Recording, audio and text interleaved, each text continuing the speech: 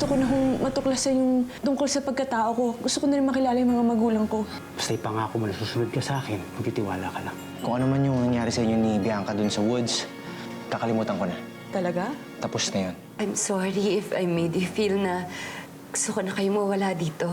Kung totoo niyan, kapag umalis ka, sobra ako malulungkot. Doesn't matter if you're a clone of Bianca. I don't care. Ang mahalaga, nandito ka na. Bumalik ka para mapasaya ako. Kamali ako na hinahanap ko kay Hope yung mga namimiss ko kay Bianca. Naiintindihan ko yung nararamdaman ninyo. Ako man, kung mawala ho sa akin si Hope, hindi ko rin kakayanin. Kailangan, mapag-aralan natin ng mabuti yung Bianca na yun. Para, ikaw na ang pumalit sa kanya. Lorna, nasisante na ako sa trabaho eh. Dahil sa nangyari sa akin. Yan ang napapala mo sa pagtatanggol mo dun sa ampon mo. Huwag mo nang sisihin si Hope. Wala na siya dito. Anong ginagawa natin dito? Gusto ko lang maalala yung mga nakaraan namin noon. Hindi ko pa rin siya makalimutan. Kailangan ko i-confirm yung lugar na to. Ngayon, kung may babae talaga dito na kamukha si Bianca, well, aalamin ko yun. Oh, tara na, tara na, tara na. Magugustuhan mo yan. May bubbles. Sino po si Bubbles? Manong Flora, gusto mo ako na dito? Pagod na talaga ako eh, pero ang dami ko pang gagawin sa kusina. Bahala ka na dito, ha? Sige. Sige, ha? Halika na.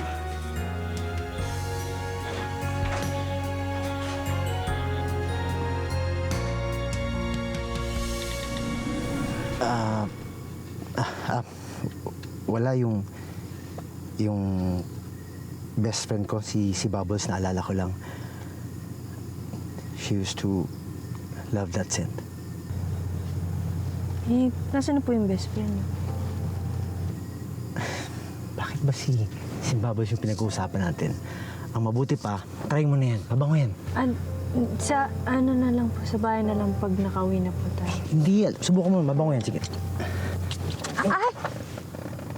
Nagkamali ako.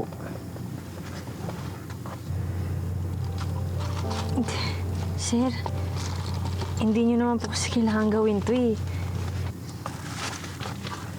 Na-appreciate ko naman ho yung kabaitan niyo sa akin. Mas kailangan ko lang po talaga mahanap yung mga magulang ko. Kaya ako naman ginagawa yan kasi nagigilty na rin ako eh. Masyado nang tumatagal yung paghahanap sa mga magulang mo. Baka naiinip ka na. Hindi man po sa naiinip, sir. Gusto ko lang po malaman yung totoo. Eh, yun naman talaga yung dahilan kung bakit po tayo nagkita, di ba? Sana matulungan niyo na ako. Huwag ka mag-alala. Papabilisan ko na yung pagpapaimbestiga sa mga magulang mo. Pangako yun sa'yo. Salamat daw.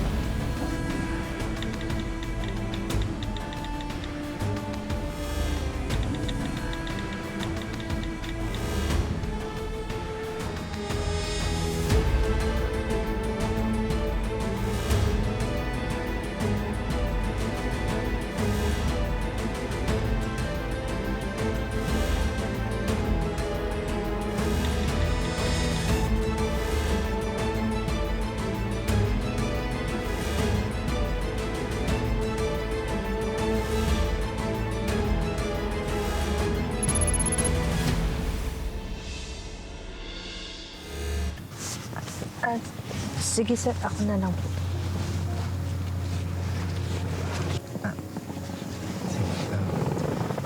Sige na, magpahinga ka na muna. Gisingin na lang kita pag nakauwi na tayo. Sige po.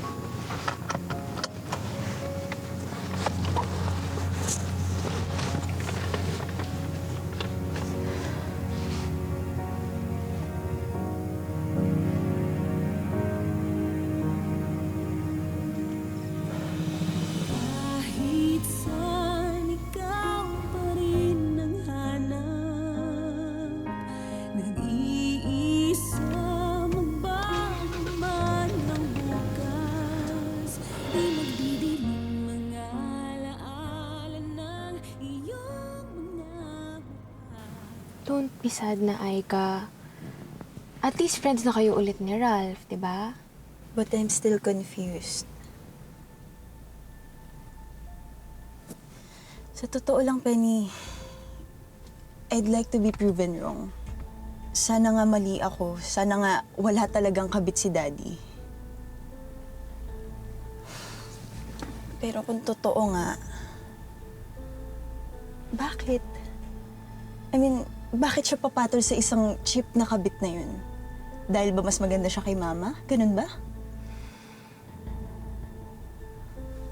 Ano ba kasi nakikita ng mga lalaki sa cheap girls na yan? Not to ruin your mood, ha? Pero baka meron silang nakikita na hindi nila nahanap sa asawa or sa girlfriend. Lalayo pa ba tayo? Si Ralph nga, di ba? Baliw na baliw pa din siya dun sa hope na yun, kahit simpleng maid lang naman. Makita ko lang talaga yung babaeng talagang kakalbuhin ko siya. Wait. Kotse ng daddy mo yun, di ba? OMG, Penny, kasama niya ata yung kabit niya. Tingnan mo nga. Oo nga, no? Let's go, sundan natin sila. Ako magdadrive. Mabagal ka eh.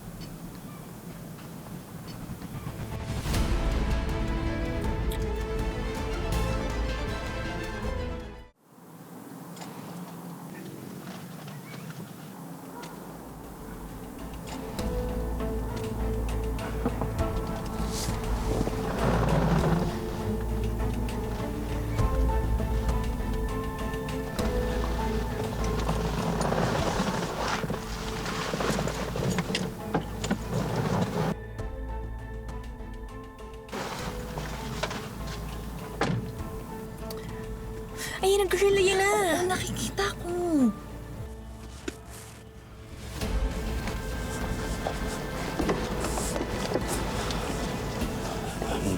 Hope. Hope. Hope. Dito na tayo. Sorry po, nakatulog. Okay lang.